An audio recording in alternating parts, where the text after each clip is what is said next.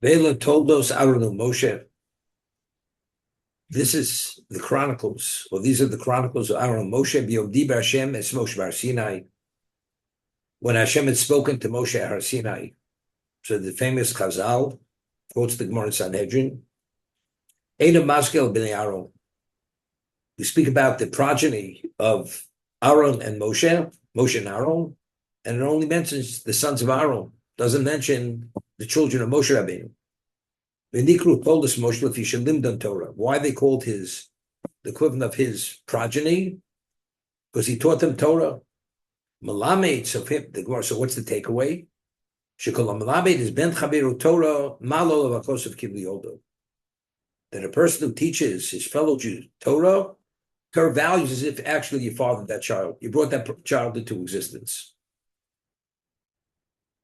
Mishnah we had studied in Bamidbar that if a person finds a lost article of a stranger or his father's, returning which article takes priority? The father.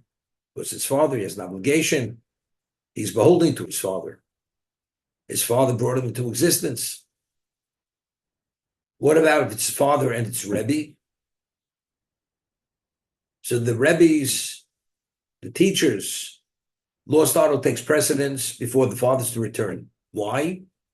Because the father is Mevi'il L'Chaylim Lazer. The father only brings you into physical life, but the Rebbe is Mevi'il L'Chaylim L'Achbo. Teaching him Torah, he brought him to the world to come. As a result of that, the beholdingness that he has to the Rebbe is greater than his father. Therefore, the Rebbe takes precedence over the father. So what is Kilu Yoldo? What is the objective of a person's life? What's the value of a person's life? The Gemara tells us in Brachos that tzaddikim b'misaso kriyim chayim. A tzaddik, even after he passes away, is still considered alive. Rishoim b'chayeyim kriyim mesim. And a Rosh, even when he's alive, regardless of his status of his health, is considered mesim. It's like he's not alive. Now, what is the value of a life? The value of life is when you live it. And living it, addressing what your value is, what your endowment is. So if a person addresses his essence, which is his spirituality, as the Mishnah tells us in Pirkei Avos, what is this world? This world is a prosdo l'traklim. It's only a corridor to come to the large banquet hall. This is a pass-through. That's all it is. So if it's only a pass-through, what is the essence of a person? To develop his spirituality.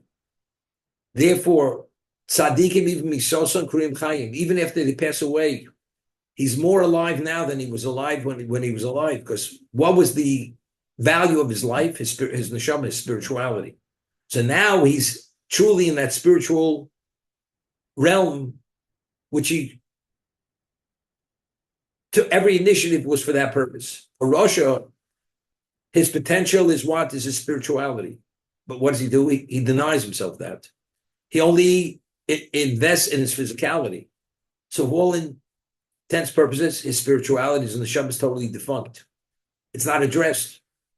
Therefore, Rishon b'chayim kriyim mesim. Therefore, Rosh, even when he's alive, is considered mess. So, when a Rebbe teaches his fellow child Torah, it's ki'ilu yoldo. Because when a father brings a child into existence, what is his responsibility? A father has an obligation to teach his son Torah. And he has many obligations, but many of the obligations have to do with what? With his spirituality. First obligation a father has to a child is to circumcise him. Then pidyon aben if he's a firstborn. And then to teach him Torah. And then to find him a wife, to marry him off. To what kind of woman? A woman that actually they're going to, what we call, build that Jewish home. To establish a continuum of Sinai. So therefore, Kamlami Torah ben Chaver Kilu Yoldo, it's like you gave birth to that person.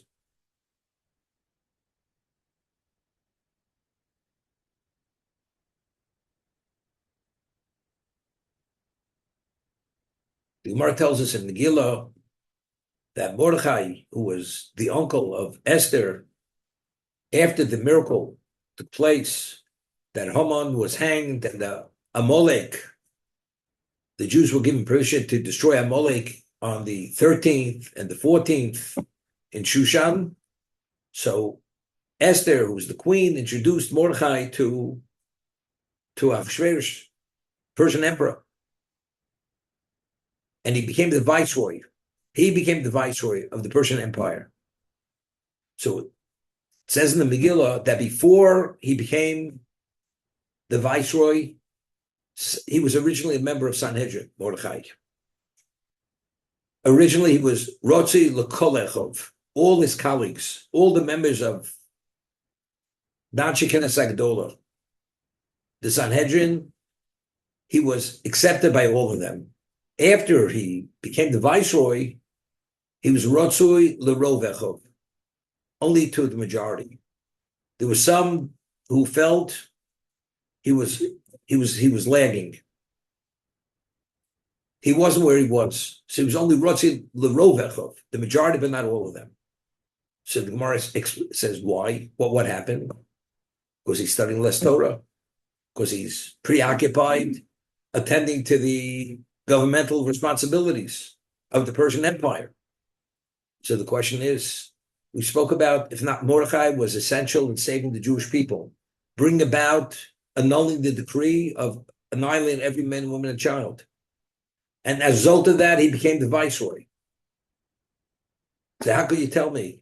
And from there, the takeaway is, since he was Rotzoi L'Rovechov, that Gedola Talmud Torah Me'atzos Nefashos. You hear this?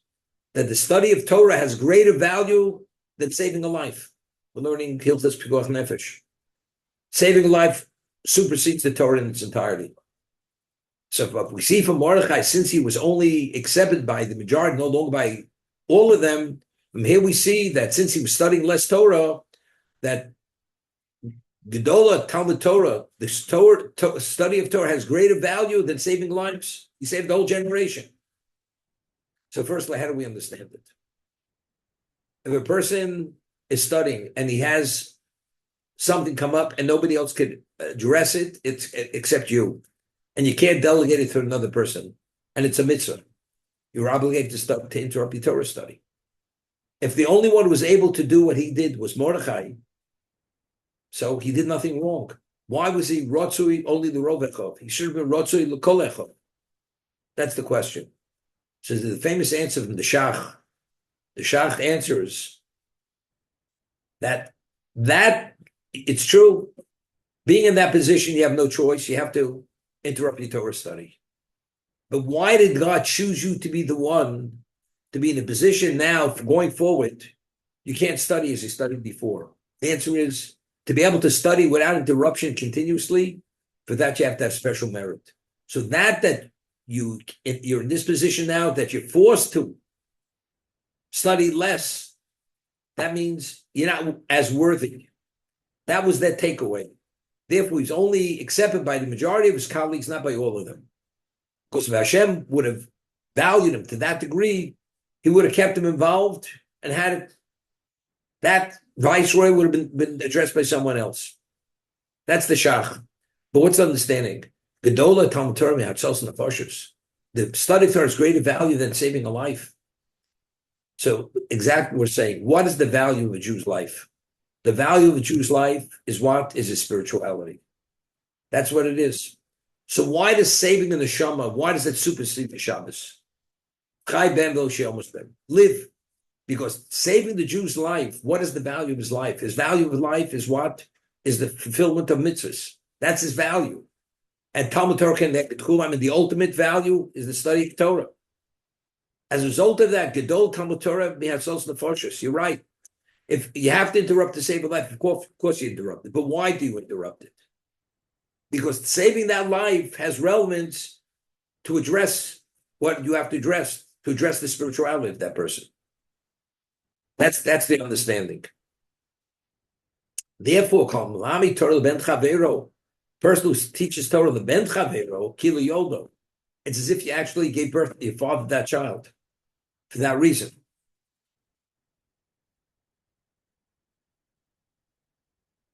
Said something interesting. The Rambam, in the first chapter in Hilchos Talmud Torah, Laws Talmud Torah, he cites this halacha, and he says that Chayev Odom lamed ben Torah. Father has an obligation to teach his son Torah. Then he says, Chayev Odom lamed ben Torah. A grandfather has an obligation to teach his grandchild Torah.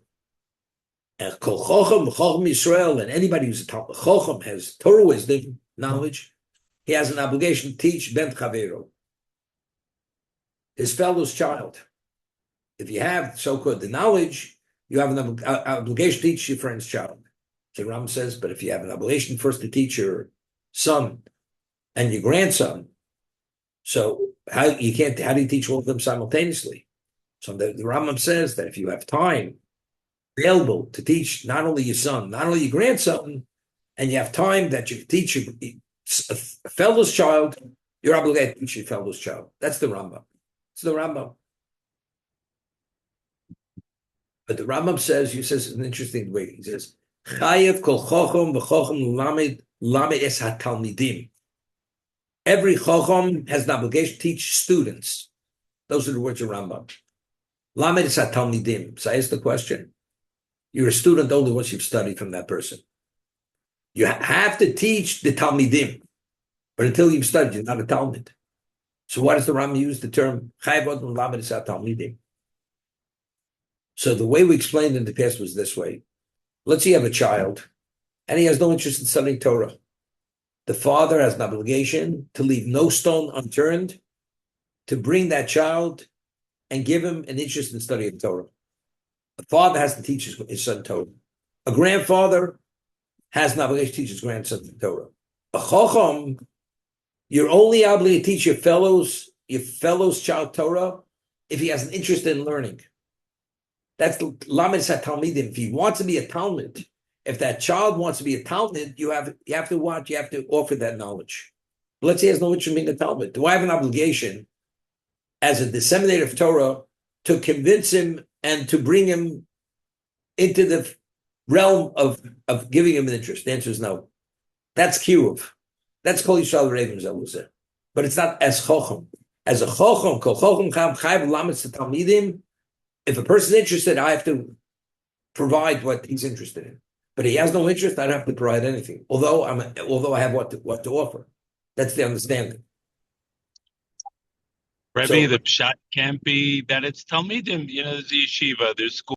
If a person is to be converted to Christianity, do you violate Shabbos to save that person, that he should not be captured to become an apostate? Right? Child is stolen. Let's say they had cases during the war, children were given over to monasteries and convents because the parents understood they'll probably be killed to save their children. After the war, people went back and the church didn't want to give up these kids, did not want to give them up.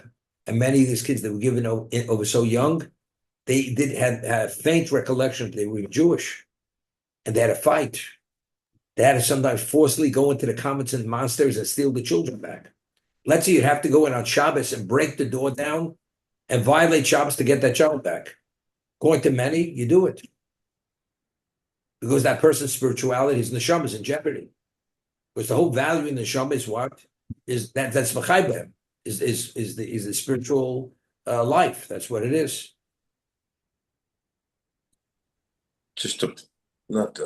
So I've got family members who have no inclination. Hard to imagine that if one of them were drowning or this or that on Shabbos or whatever it would be, that I wouldn't attempt to save them. Nothing of the sort. No, you should save them. You should save them. You should save them.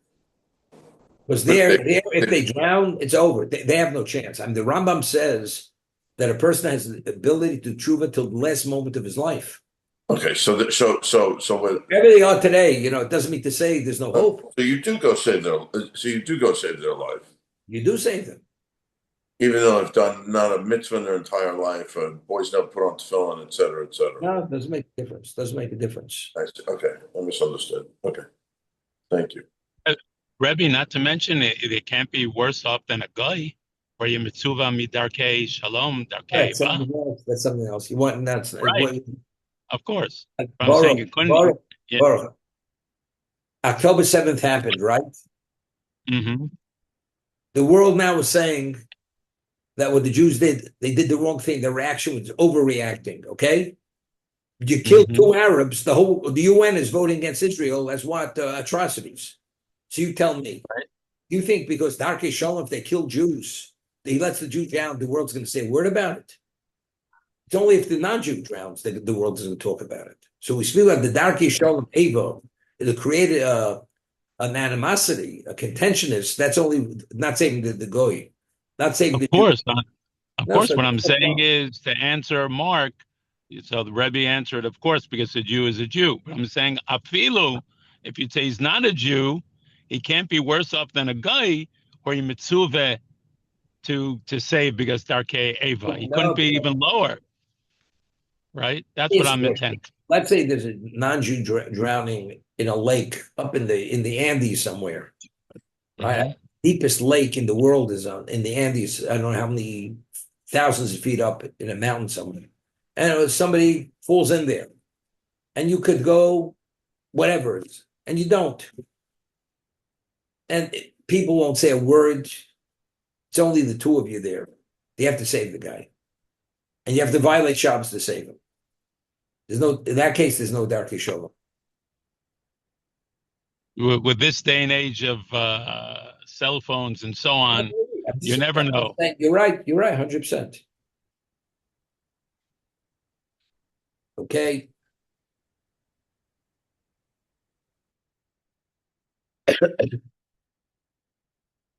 Let's go a little further. What I wanted to tell you tells us the same Gemara. Kol malame Torah ben chaver kil yoldo. Kol megadol yoso misol beso kil yoldo. If you raise an orphan as your child and give them no less than you give your own child, the Torah also vows it as if you fathered that child. I mean, we're talking about you gave financial support, emotional support, and you literally raised them like a parent. We're talking about like an adopted child. It's kili oldo, because what you're providing that child is all the amenities that are needed to have the emotional, intellectual capacity to be able to develop his spirituality, to develop his neshama. It's not just giving charity. Chofetz Chaim writes and explains the Ramah rules in Hilchos Talmud Torah and Shulchan Aruch. What's Rabbo Muvok? Alan, it's important. Rabbo, if somebody studies the majority of Torah from one person, he's more than just a teacher. He's Rabbo Muvok. His totality of Torah came from that one person. What about if a person pays the tuition to provide the Jewish education for that child, and that child, as a result of that, has all this knowledge, which came about through the faculty of that yeshiva? Because that education had to be paid for, the Rabbo is not Rabbo Muvok. The person who taught him is not Rabbo Muvok. You know who has the status of Rabbo Muvok? The person who pays for the tuition. The one who paid the tuition, he's the equivalent. Therefore, if you have a question of returning that lost article, the lost article who paid the person takes tuition takes priority over the one who taught him the Torah. The Chofetz Chaim writes that if a person provides the person wasn't observant, and you were essential for him to become observant, and you paid and you assisted him, and because of that, he has generation after generation of Torah committed Jews. Every mitzvah that's done going forward till the end of time accrues to that person who made the difference, who set him in that direction. That's the Chofetz Chaim. Do you know what that is? We're talking about a mega return. Mega. So if you impacted a number of people, and because of them, their children, their grandchildren, many generations in the future, they walk that right path and they live as Jews, all those mitzvahs accrue to that one person. That's what the Chofetz Chaim writes. Brother,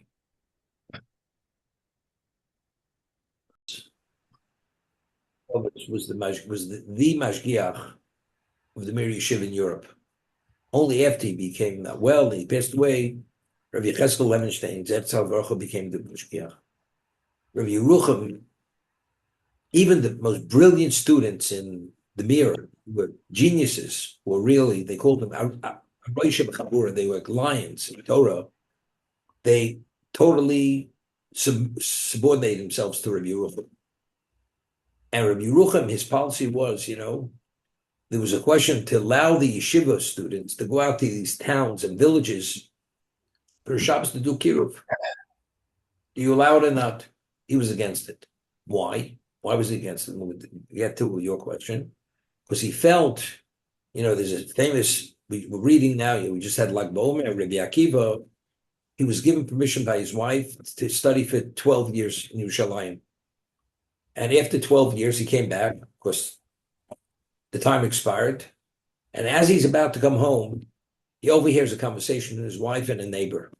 And the neighbor is trying to somehow put a damper on his marriage. And he says to his wife, what kind of husband do you have? He's abandoned you for the past 12 years.